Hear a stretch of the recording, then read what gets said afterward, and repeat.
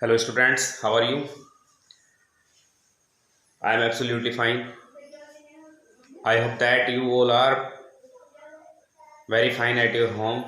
As you know very well that a very dangerous disease coronavirus is going on, spreading very well. Now students in front of you, it's chemistry for class 11th. Mole concept was going on, or you can say mole concept is going on. So my dear child, mole concept के regarding आपके लिए लेकर के आए हैं कुछ questions. Only single question है और इस सिंगल क्वेश्चन में 3 पार्ट्स हैं। उन 3 पार्ट्स के बारे में बात करनी है और दिया क्या गया है। सबसे पहले क्वेश्चन के अंदर देख लेते हैं हम कि क्वेश्चन में क्या कुछ है। Calculate the number of molecules, ये देखिए calculate the number of molecules कह लीजिए, नंबर ऑफ एटम्स कह लीजिए, बात एक ही है। अंडरस्टैंड, ये बात पहले समझ लीजिएगा, नंबर ऑफ एटम्स या नंबर ऑफ मॉलिक्यूल्स एक ही बात है। Calculate the number of molecules present in 34.20 gram of cane sugar। यहाँ वेट आपको दिया गया है केन सुगर का 34.20 ग्राम। कहा गया है आपसे कि 34.20 ग्राम केन सुगर में मोलिक्यूल्स आपको बताने हैं, एक बात।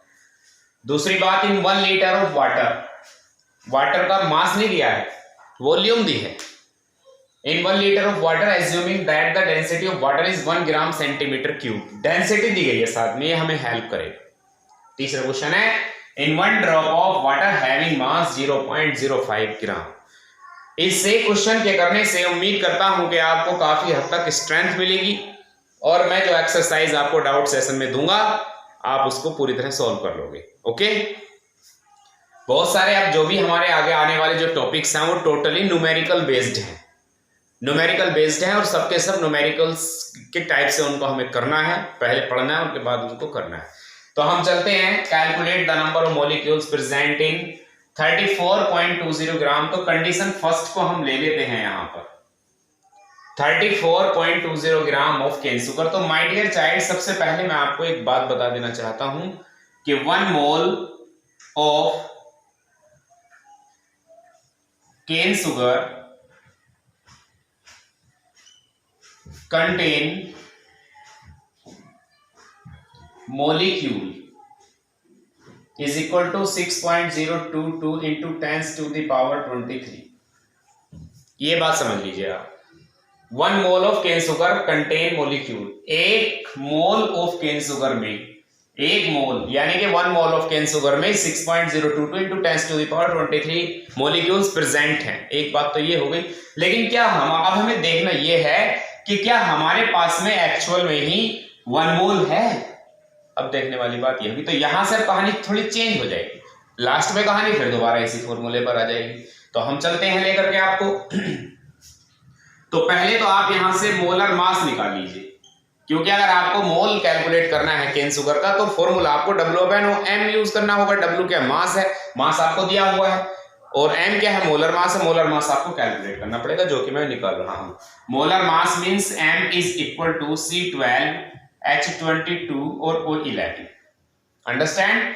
तो C12 means atomic mass of carbon is 12 and this is multiply by 12 also, plus मैंने आपसे बताया था atomic mass of a substance may be defined as, और you can say the atomic mass of a compound may be defined as the sum of the atomic masses of all the elements present in A compound that is called molar mass or molecular mass। So sum is there। Atomic mass of hydrogen is 1 and that is multiplied by 2, plus atomic mass of oxygen 16 and multiplied by 11। So we will get 12 से कितने होते हैं 144, plus 22 1 जा 22, plus 16 11 सा कितने होते हैं 16 11 सा स्टूडेंट्स 176 होते हैं। अब आप इन सबको ऐड कर लीजिए, 6 and 2 8 हो गए, 8 and 4 12 हो गए, कैरी 1 हो गया, 1 और 7 8 हो गए, 8 और 2 10 हो गए, 10 और 4 14 हो गए, कैरी 1 हो गया, 1 and 1 2, 2 and 1 3, 342 is the molar mass of cane sugar। So now we can find out number of moles of cane sugar, number of moles of cane sugar। आप इसको स्मॉल n से लिख सकते हो। Number of moles are represented by always small n। So number of moles of cane sugar is equal to W upon M, mass of cane sugar, molar mass of cane sugar. तो यहाँ W कितना है आपके पास में, मास कितना है, मास आपको दिया गया है क्वेश्चन में दिया गया है 34.20, 34.20 अपॉन मोलर मास इज 342। अभी कैलकुलेट आपने क्या है, आप यहाँ से पॉइंट हटाओगे 20 आपके यहाँ पर लग जाएंगे। आप अगर चाहो भी तो 10 से 10 कैंसिल हो गया, और अगर आप इससे 342 से अगर इसको कट करोगे तो ये 10 टाइम्स कट होगा, मीन्स आपका जो नंबर ऑफ मोल्स आ गए वो 0.1 आ गए। मोल्स आपके पास 0.1 आ गए। अब आप दोबारा से अपने फॉर्मूले पर चले जाइए जहां से आप आए। आपको पता है आपको चलना है अपने फॉर्मूले की तरफ, आप रेडी हो जाइए। 1 mole of cane sugar contain molecule 6.022 into 10 to the power 23, और अब आप यहां पर लिख सकते हैं 1 नहीं लिखेंगे, अब आप यहां पर लिखेंगे 0.1 mole of cane sugar, 0.1 mole of cane sugar contain molecule, बस कुछ नहीं करना है, 6.022 into 10 to the power 23 को मल्टीप्लाई कर देना है 0.1 से, और 6.022 into 10 to the power 22, एक पावर आपकी कम हो जाएगी। इतने मॉलिक्यूल्स आपके इसमें 34.20 ग्राम केन शुगर में 6.022 into 10 to the power 22 molecules present है। उम्मीद करता हूं आपके समझ में आया होगा। वीडियो को पॉज कीजिए और नोट कीजिए। मैं नेक्स्ट क्वेश्चन पर आपको लेकर के चलता हूं। इन 1 litre of water assuming that the density of water is 1 gram centimetre cube.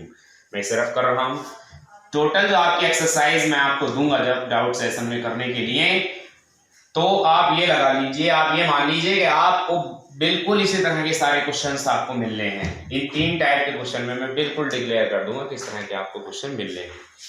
अब आपको यहां पर दिया गया है इन 1 litre of water assuming that the density of, number 2 condition है इन 1 litre of water, in 1 litre of water है आपके पास में 1 लीटर, और उसकी डेंसिटी आपको दी गई है। इसमें आपको नंबर ऑफ मॉलिक्यूल्स आपको कैलकुलेट करने हैं। तो 1 लीटर ऑफ वाटर में आप कैसे कैलकुलेट करोगे? सबसे पहली बात तो आपको यहाँ पर लीटर की नीड नहीं है स्टूडेंट्स, आपको यहाँ किलोग्राम या ग्राम की नीड है। मास चाहिए हमें वॉल्यूम नहीं चाहिए। यहाँ वॉल्यूम दी गई है, वॉल्यूम की हमें नीड नहीं है, हमें नीड है मास की, क्योंकि नंबर ऑफ मोल्स कैलकुलेट करने के लिए मास अपॉन मोलर मास आप यूज करोगे। तो मास आपके पास है नहीं, तो आप पहले मास निकाल लीजिए। यहां पर mass of 1 litre water is equal to, तो यहां क्या फॉर्मूला आप लगाएंगे बताइए? फॉर्मूला होता है volume is equal to mass upon density. तो यहां क्योंकि आपने मास को बाहर ले लिया तो यहां फॉर्मूला हो जाएगा वॉल्यूम मल्टीप्लाई डेंसिटी। लीजिए mass of 1 litre of water, तो वॉल्यूम क्या है आपके पास 1 लीटर है, देख सकते हैं 1 लीटर, तो आप इसको ml में लिख लीजिए, 1000 ml आपके पास में है, और डेंसिटी आपके पास में 1 है, तो ये आपका आ गया 1000 ग्राम, ये आ गया 1000 ग्राम। आपके पास मास आ गया, मास of 1 litre water, 1 litre water का जो मास था वो 1000 ग्राम आ गया, 1 लीटर वाटर का जो मास था वो 1000 ग्राम आ गया with the help of the formula volume multiply density से। ठीक है, अब आप यहां से मोल्स कैलकुलेट कर सकते हो। Number of moles of water, number of moles of water is equal to W upon M। एक बार फिर से आप तैयार हैं, W आपके पास में है 1000 और मोलर मास वाटर का 18 होता है। कैसे पता चला? H2O is the formula of water, और आपको पता है the molecular mass may be defined as the sum of atomic masses of all the elements present in that compound that is called at molecular mass। तो mass of atomic mass of H hydrogen is 1 multiplied by 2 plus atomic mass of 16, sorry atomic mass of oxygen goes to 16 at 18। जब आप इस चीज को करोगे तो 18 5 90 होते हैं, 18 5 90, यहाँ 10 बच गए, फिर से 100 हो गया, 18 5 90 अगेन, फिर आप यही आपका आता रहेगा। तो आपको इस बात का अच्छी तरह से पता है, आपके पास में number of moles of water आ गए 55.5 मोल्स आपके पास वाटर के आ गए, आपने मोल्स निकाल लिए। अब यहां से आप कर सकते हैं 1 mole of water contain molecule is equal to, कितने मोलिक्यूल होते हैं? 1 mole of 1 mole 1 mole of water contain molecule कितने होते हैं 6.022 इंटू 10 टू द पावर 23। लेकिन आपके पास में मोल 1 नहीं है, आपके पास मोल्स कुछ ज्यादा हैं। कितने मोल्स हैं इस बार आपके पास में? सो 55.5 moles of water contain molecules is equal to 55.5 into 6.022 into 10 to the power 23। अब जो भी आपका आंसर होगा that is the correct answer. ये आपके सेकंड क्वेश्चन के आपके मॉलिक्यूल्स आ गए।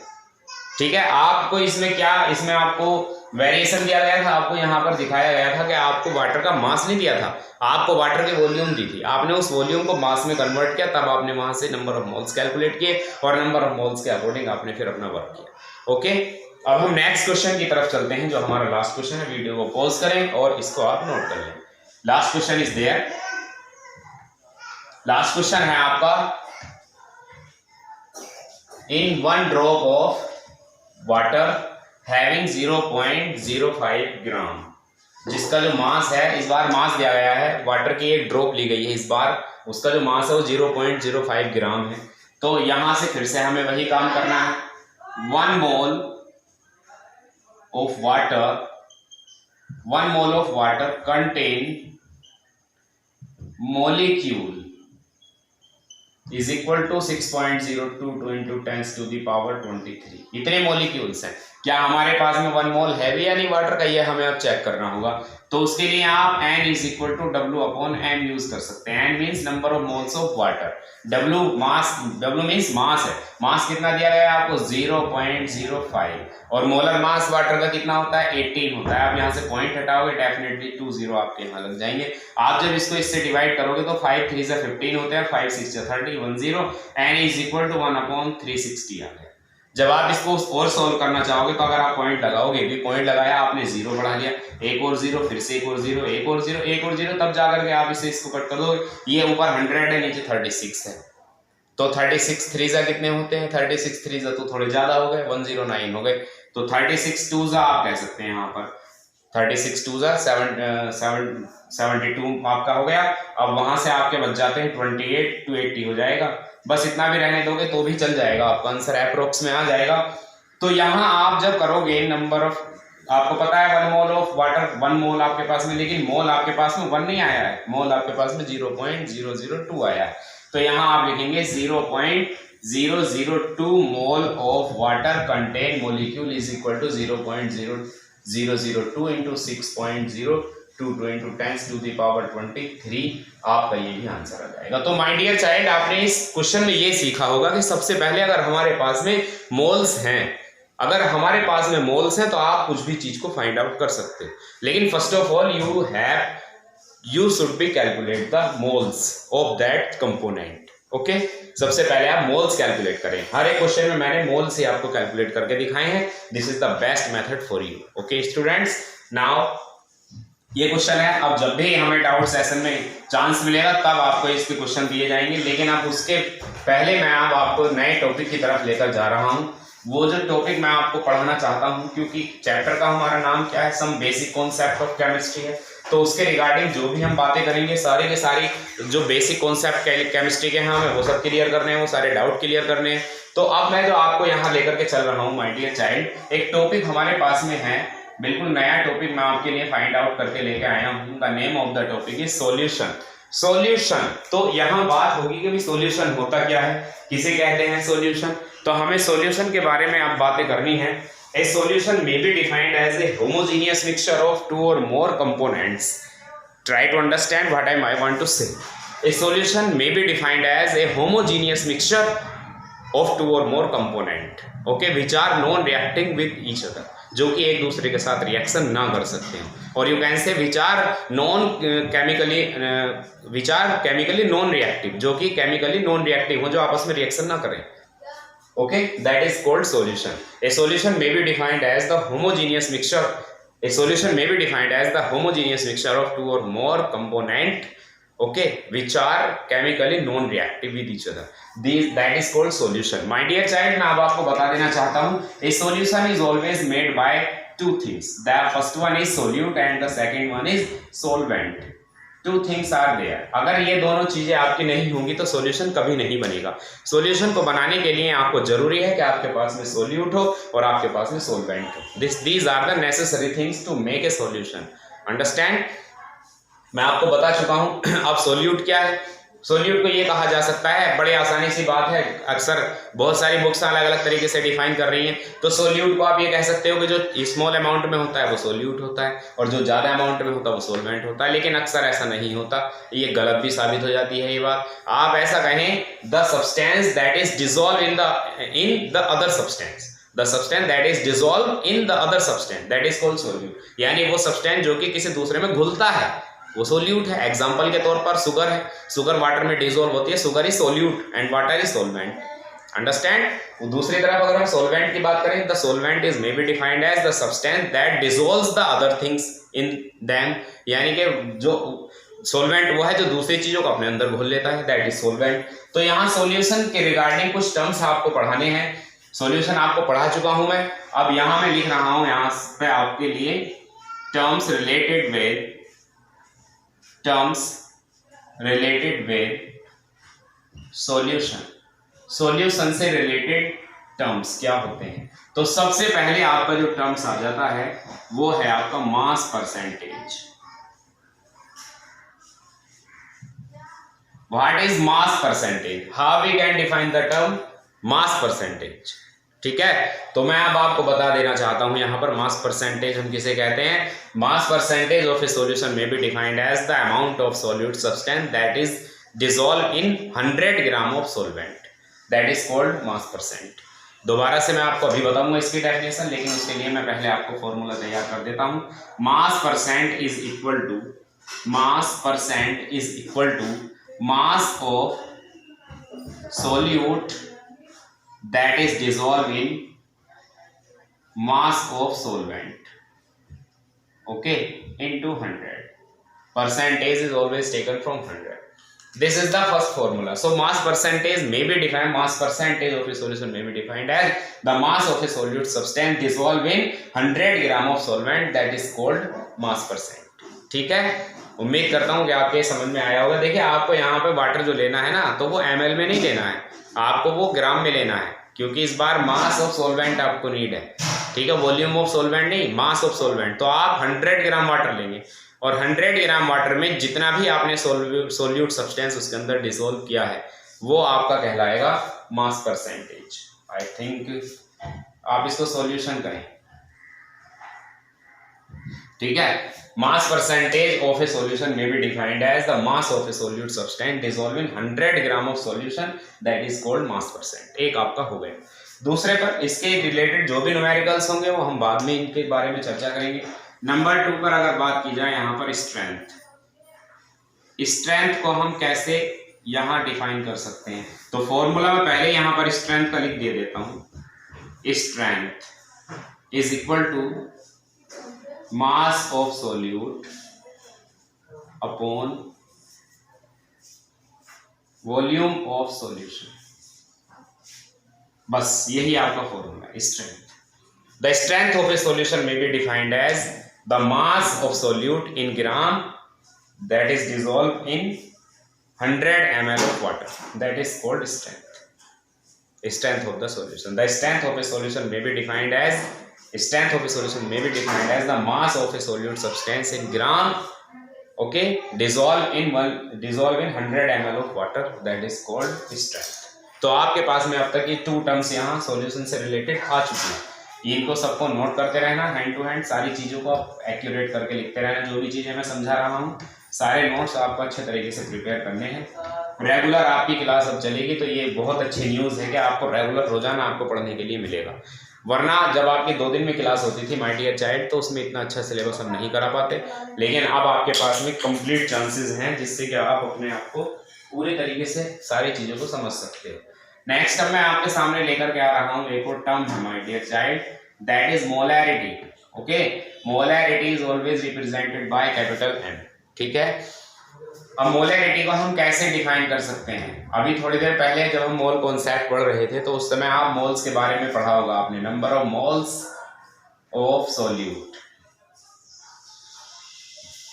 okay, upon volume of solution in litre. ये आपका फॉर्मूला बन गया। Molarity of a solution may be defined as the total number of moles of solute substance dissolve in 1 litre of solution, that is called molarity. Understand? दोबारा से मैं आपको बता देना चाहता हूँ, molarity of a solution, solution आपके पास में रखा हुआ है, उस सॉल्यूशन की अगर हमें मोलैरिटी कैलकुलेट करनी है, सपोज दैट कि आपके पास में वाटर था, वाटर क्या था पहले से, वहां पर 1 लीटर वाटर आपने ले रखा है, वो वॉल्यूम है वाटर की, आपने जो है उसके अंदर थोड़ा सा सल्फ्यूरिक एसिड और उसके अंदर आपने डाल दिया लिटिल अमाउंट, तो आपने जब वो डाल दिया तो वो एक सॉल्यूशन बन गया। अंडरस्टैंड? जब वो सॉल्यूशन बन गया तो सॉल्यूशन बनने के बाद हमें देखना है कि उसकी मोलैरिटी क्या है, उस सॉल्यूशन के बने हुए की मोलैरिटी क्या है, हम ये समझना चाहते हैं, तो उसके बारे में हम बात कर रहे हैं। Molarity of a solution may be defined as the total number of moles of solute substance dissolve in 1 litre of solution, that is called molarity. अब आप नंबर ऑफ मोल्स आप जानते हो कि स्मॉल एन से रिप्रेजेंट किए जाते हैं। Small n you can take also small डब्ल्यू upon small n, mass upon molar mass आप यूज कर सकते हैं। तो एन आपने ये यूज कर लिया। यहाँ आप जब मोलैरिटी का फॉर्मूला फाइनलाइज करके लिखोगे, क्योंकि आपने number of moles W upon M होते हैं, तो आप W अपॉन M को तो अलग लिख लीजिए और अपॉन में पहले से ही वॉल्यूम भी है। This is the formula for molarity. The molarity of a solution may be defined as the total number of moles of solute substance dissolved in 1 liter of solution, that is called molarity. Okay, ये हो गया है। Next, इसके बाद में अब आपका एक और टर्म यहाँ पर आ रहा है, that is molarity. Molality is always represented by small m. Small m and small m, this is molar mass and this is molality. दोनों ही एक ही सिंबल से रिप्रेजेंट किए जाते हैं। So molality, we have time to discussing about the molality. Molality of a solution may be defined as the total number of moles of solute substance dissolved in 1000 gram of solvent. Same definition है, बस फर्क कितना है कि यहाँ volume में ली गई है और वॉल्यूम में जो ली जाती है, वॉल्यूम में जब आपके वॉल्यूम में मोल्स डिसॉल्व हो जाते हैं दैट इज मोलैरिटी, और जब मास में आपके मोल्स डिसॉल्व हो जाते हैं दैट इज मोलैलिटी। तो यहाँ आप कह सकते हैं number of moles of solute substance in, और यहाँ लिख सकते हैं आप मास ऑफ सॉल्वेंट और इनटू 1000। ये हो गई आपकी डेफिनेशन। तो यहां से आप अपनी डेफिनेशन रेडी कर सकते हो। Molality of a solution may be defined as the total number of moles of solute substance dissolve in 1000 gram of solvent. दोबारा मैं बता रहा हूं, वहां अगर आप देखना चाहें तो 1000 ml वॉल्यूम हो सकती है, लेकिन यहाँ 1000 ग्राम आपका सॉल्वेंट है। ओके, तो molality of a solution may be defined as the total number of moles of solute substance dissolve in 1000 gram of solvent. ठीक है, अब आपको पता है number of moles always represented by W upon M। आपको पता है moles are represented by W upon M and mass of solvent is always taken as capital W and into 1000 you can take. Okay, अगर आपको ये formula लिखना है तो आपका जो मास जो आपका ये है मास ऑफ सॉल्वेंट, ये ग्राम में होना चाहिए। अगर ये आपने किलोग्राम में ले लिया तो फिर आप यहाँ से 1000 को हटा देंगे। अंडरस्टैंड? ये आपकी हो गई मोलैलिटी। तो मोलैरिटी हो गई, मोलैलिटी हो गई, मास परसेंट हो गई, स्ट्रेंथ हो गई। अब तक आपके पास में 4 सॉल्यूशन से रिलेटेड 4 टर्म्स आपके पास में आ चुके हैं। इससे रिलेटेड जो भी न्यूमेरिकल क्वेश्चंस होंगे वो मैं आपको हल्का सा हिंट्स के बारे में, इनके बारे में आपको कल डिस्कस करूंगा, क्योंकि क्लास आगे काफ़ी खिंचती चली जा रही है, काफ़ी टाइम भी अब हो चुका है, क्योंकि एक वीडियो जो है ज़्यादा लंबे टाइम की बना भी नहीं सकते। अब आप आगे चलते हैं, हम आपको आगे नेक्स्ट टॉपिक पर लिए चलते हैं। आपके लिए हम लेकर आए हैं इस बार एक बड़ा ही अलग टाइप का है, parts per million. Parts per million, इसको शॉर्ट फॉर्म में ppm भी कह सकते हैं आप, ppm। कैसे आप इसको डिफाइन करेंगे भाई? पार्ट्स पर मिलियन, देखिए ये जो आपका टर्म है ppm, इसका यूज कब किया जाता है? देखिए मैं आपको बता दूं, इसका यूज हम तब करते हैं जबकि सोल्यूट सब्सटेंस का जो अमाउंट है ना वो इतना कम होता है, इतना कम होता है, बहुत ही डाइल्यूट, वेरी डाइल्यूट जो सॉल्यूशंस आपके होते हैं उनके लिए ppm का यूज किया जाता है। ये एक बहुत ही छोटा आपका यूनिट, आप इसको छोटा टर्म इसको कह सकते हैं। तो parts per million of a solution may be defined as the amount of a solute substance that is dissolve in 1 million of 1 million ml of solution. बस इतनी सी इसकी डेफिनेशन है। मैं आपको इस पर फॉर्मूला लिख करके दिखा देता हूँ। मास of solute substance and that is volume in litre into 10 to the power 6 million. The amount of a solute substance that is soluble in 1 million ml of 1 million ml volume of a solution, that is called parts per million. ठीक है, मैंने आपसे बताया था कि जब solute substance 1 million बहुत ज़्यादा हुई है, तो आप सपोज दैट के 1 ग्राम, अगर आपका पास 1 ग्राम सोल्यूट है तो उस 1 ग्राम सोल्यूट को आपने जो है 1 मिलियन ml वाटर में आपने डिसोल्व किया है, तो कितना डाइल्यूट सॉल्यूशन बन गया, कितना बड़ा डाइल्यूट सॉल्यूशन बन गया, ये सोचिए आप। 1 ग्राम और कहाँ 1 मिलियन, सोचने वाली बात है ना, ये ppm हो गया। अब इसके बाद मैं आपको एक और नए टॉपिक से आपको रूबरू करा देना चाहता हूँ, और उस टॉपिक का नाम है my dear child mole fraction. ये सब के सब ये सॉल्यूशन के टर्म्स चल रहे हैं। मोल फ्रैक्शन क्या चीज है, बहुत ही आसानी से आपको ये समझ में आ जाएगा। मोल फ्रैक्शन ये रहा, ठीक है। तो इसके लिए number of moles of solute और सोलवेंट, ये बात आपको लिखनी है ऊपर। Number of moles of solute और सोलवेंट, और नीचे आपका आ जाएंगे total number of moles of solution, total number of moles of solution. तो ध्यान से देखिए, ऊपर मैंने और लगाया है, ये जो और लगा हुआ है बहुत इंपॉर्टेंट रोल प्ले करेगा। मगर आपको बात है मोल फ्रैक्शन की डेफिनेशन की बनाने की, तो आप डेफिनेशन बहुत आसानी से इस फॉर्मूले की हेल्प से बना सकते हो। Mole fraction of a solution may be defined as the ratio, this is the ratio absolutely correct, the ratio between the number of moles of solute और solvent substance, the ratio between the number of moles of solute or solvent to the total number of moles of solution, that is called mole fraction। अब my dear child एक बात बताइए, जब बात आ गई यहाँ पर मोल फ्रैक्शन, देखिए मैं आपको बता दूं mole fraction is represented by xi, this is the sign of xi। तो यह मोल फ्रैक्शन ऑफ सोल्यूट मैं आपके सामने बात करना चाहता हूँ। मोल फ्रैक्शन ऑफ सोल्यूट क्या होना चाहिए, मोल फ्रैक्शन ऑफ सोल्यूट, तो उसके लिए आपको क्या चाहिएगा, number of moles, small n हमेशा किसके लिए यूज होता है, number of moles of solute, small n किसके लिए यूज होता है, number of moles of solute, और प्लस कैपिटल एन किसके लिए यूज होता है, number of moles of solvent. तो यहाँ अगर आप देखेंगे, क्योंकि आप mole fraction of solute calculate करना चाहते हैं, तो total number of moles of solute divided by total number of moles of solution. Small n और कैपिटल एन क्या है यहाँ पर, यहाँ ये दोनों है, स्मॉल एन और कैपिटल एन है आपके number of moles of solution. भाई सॉल्यूशन कब बनेगा, सॉल्यूशन आपका तभी तो बन सकता है जबकि number of moles of solute और number of moles of solvent होंगे, तो दोनों है, number of moles of solute भी है, number of moles of solvent भी है, इन दोनों के मिलने से आपका सॉल्यूशन बना। तो यहाँ आप ये फॉर्मूला यूज कर सकते हैं मोल फ्रैक्शन ऑफ सोल्यूट के लिए, ओके। इसी तरह से आप कर सकते हैं मोल फ्रैक्शन ऑफ सोलवेंट के लिए, कौन सा फॉर्मूला आप यूज करेंगे, तो उसके लिए capital n upon capital n plus small n. अब यहाँ देखिए आप, मोल फ्रैक्शन ऑफ सोलवेंट की जब बात स्टार्ट हुई तो ये number of moles of solvent है, ये भी number of moles of solvent है, number of moles of solute. Understand, ये दो फॉर्मूले आपके अलग अलग, मोल फ्रैक्शन ऑफ सोल्यूट अलग है, मोल फ्रैक्शन ऑफ सोलवेंट अलग है। इनसे रिलेटेड जो भी न्यूमेरिकल क्वेश्चंस आपके होंगे वो कल की क्लास में आपको लेकर के मैं हर एक टॉपिक से रिलेटेड इंपॉर्टेंट क्वेश्चंस आपके लिए सेंड करूंगा, एज वेल एज आपको कल यहाँ बताऊंगा भी। आप थोड़ा सा देखिए, आपको केमिस्ट्री में अपने आप को थोड़ा सा आपको एग्रेसिव करना होगा।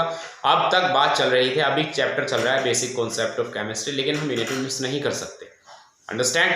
तो हमें हर एक चीज को पढ़ना है, very very most important topics हैं, इनसे related very very different type के न्यूमेरिकल्स यहाँ छिपे हुए हैं, ठीक है। तो इसलिए जरूरी है कि अपने अंदर की जो केमिस्ट्री के रिगार्डिंग जो आपकी भूख है उसको बढ़ा लीजिए।